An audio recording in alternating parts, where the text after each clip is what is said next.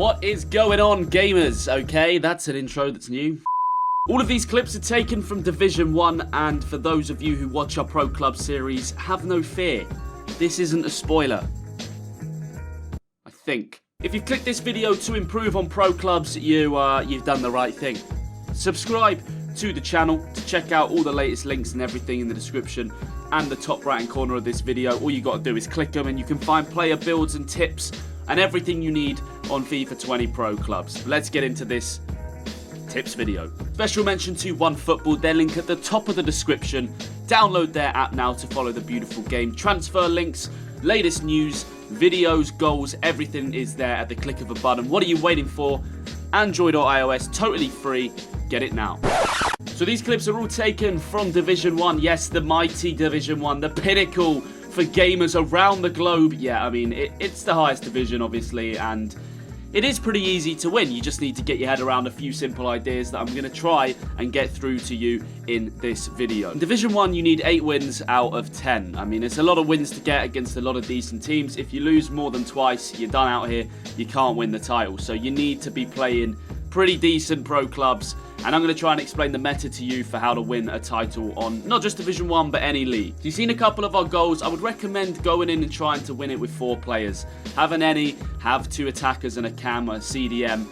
It's going to really help you out. It does make the game a lot more balanced and a lot easier with around 4 players. 2's not that many, and if you have like 6 or 7, you might come up against 10 or even worse, 11 players on the other team. That'll make it very difficult to get a win, of course. Obviously, going in with 11 man is probably the easiest way to do it, but how often are you going to have 11 people free to play clubs? Not very often.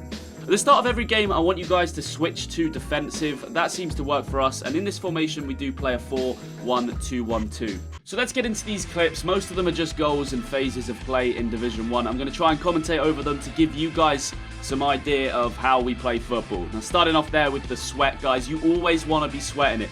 Look for that extra pass. If we look back on the replay, he probably could have shot, probably could have scored. What's the point? I'm just lingering there onside and I've got an easy tap in.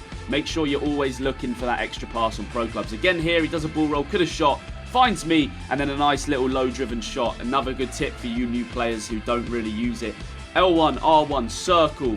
Hit the ball along the floor and hit it with power. It's a good way to finish on FIFA 20. It's not always the most consistent, especially across goal. Definitely at the front post, you'll be seeing more examples of me using it.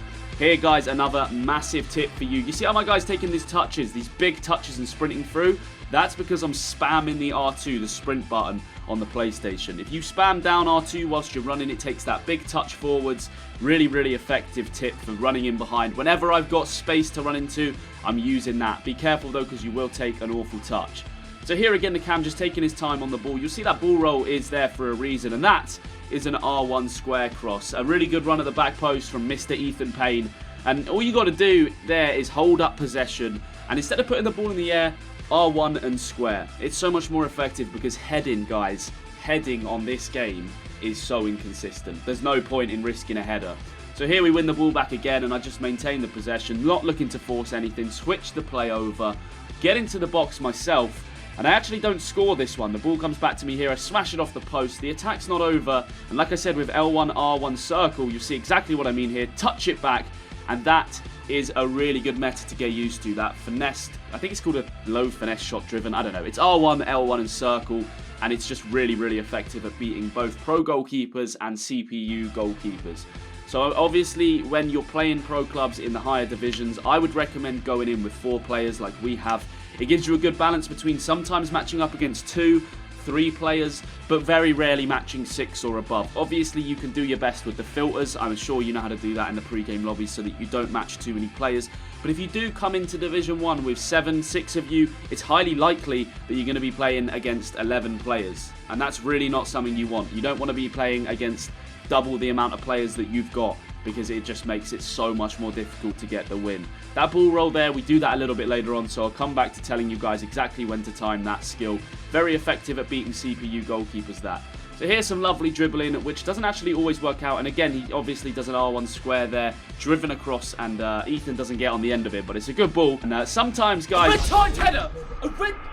you literally can't do anything. I mean, they've just crossed in a shit corner and he's red time headed it into the goal. That's what this FIFA unfortunately is, but try to keep your heads up and not worry about conceding shit goals like that too much. So there I kind of rush a shot. I do exactly what I was saying the cam wasn't doing, and we do pressure and get a goal, but try not to just rush shots off, especially when they got a CDM. A lot of teams in Division 1 will have a CDM waiting to block it like theirs did there.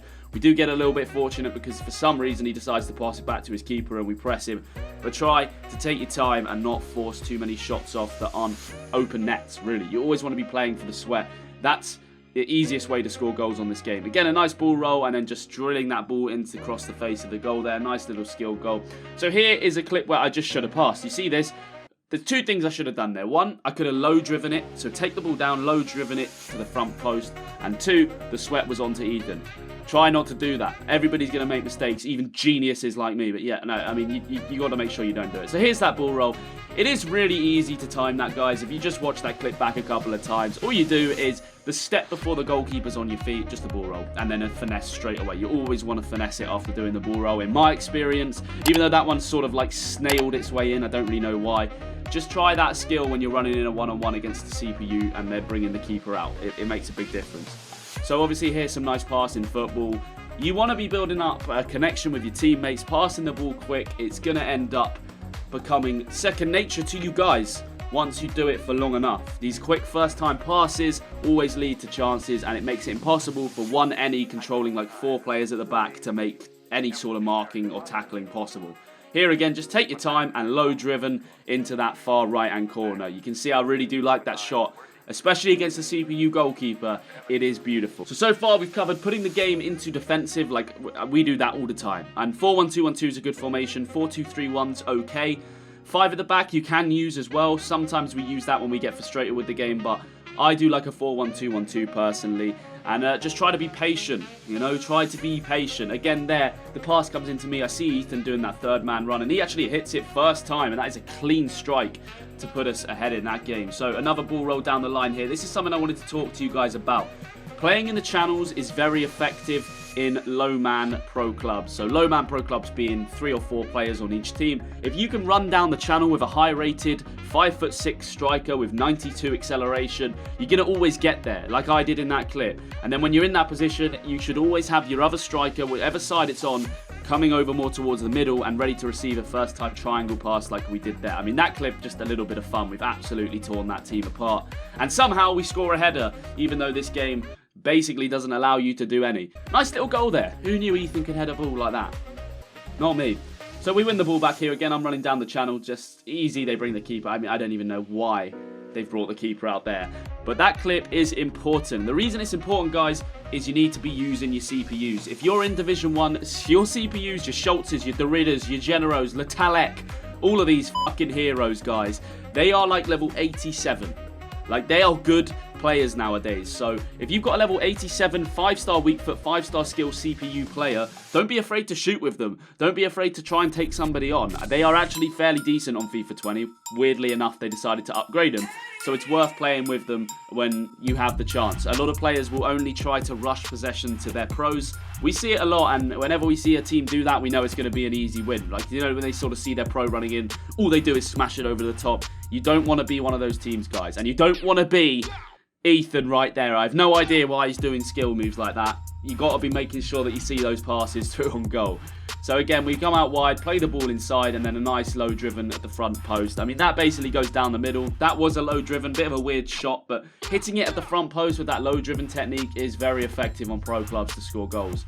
So again, here we pick up possession. It's a little bit scrappy. Big man running in the box, a nice little bit of skill, and just an easy tap in at the back post. Positioning is going to become very important. If you're a striker, in those sort of positions, you need to just be lingering at the back post and expecting the low cross. I think that might have been an X pass, but it might have been an R1X, an R1 square, something like that. You want to make sure your positioning is always right. Again here, same thing, just following my own advice, just getting into that position, kind of like just charging into the box at the right time, and then it's easy tap-ins for days. Here we go again with a nice ball down the line. The left back just playing me through. I can cut it back into our other striker. He can run it down with a ball roll and then an easy sweat. And I swear to you guys, we score so many goals in that fashion. Look, you're seeing it here again. I'm running down the line. This time it goes into Rodinho, down that line. He's got the sweat on, and Ethan finishes. You can see the amount of goals we get from going down into the channels and then just playing it back across the middle, guys. It's really easy to do. We don't see a lot of people do it against us. A lot of people try to force shots from long range, or I don't know, just try and cross the ball maybe. You don't need to do it. Just work your way into the channels. Again there, smart play from both of us up front. I mean, he's made a really good run, a good pass from Ethan, and then I'm just staying on side and I've got an easy tap in. Keeper's been brought out. Easy as that. Always look for the pass. Again, moving down the channels. Look where Ethan is. First time triangle ball. Picks the ball up. He cuts it back to Rodinho. It's basically the same goal on repeat, right? That's all you guys need to do to work on becoming better players. Share this video with your friends, especially this section of it where you're seeing these sort of goals, because it is that important. Sometimes your strikers aren't going to score. Sometimes you're not going to get the ball, but it really is effective if you keep practicing it. I promise you.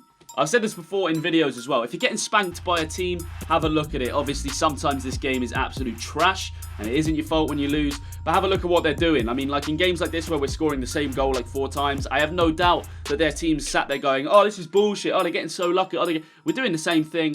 They're not realising what we're doing. They're not marking it. They're not stopping the passes. And that's the reason we're scoring all these goals in the same fashion. Going down the line here, Ethan's probably going to see me. Yep, he does. I cut it back to Rodinho again. He just slips the defender. It's the same goal on the other side of the pitch, guys. Go out there and give this a try. Let me know if it works for you. I really do think it will improve a lot of you guys' games. And if you do enjoy this content, please do subscribe to the channel. We're close to 100,000. Only Pro Clubs channel to be on these sort of numbers. I can't be any more grateful than I already am.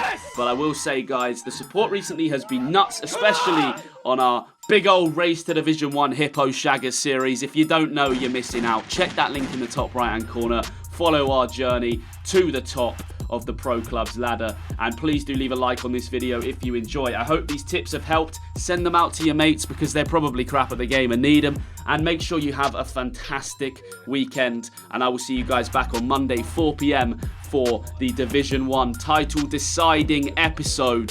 Don't miss it. We'll see you next time.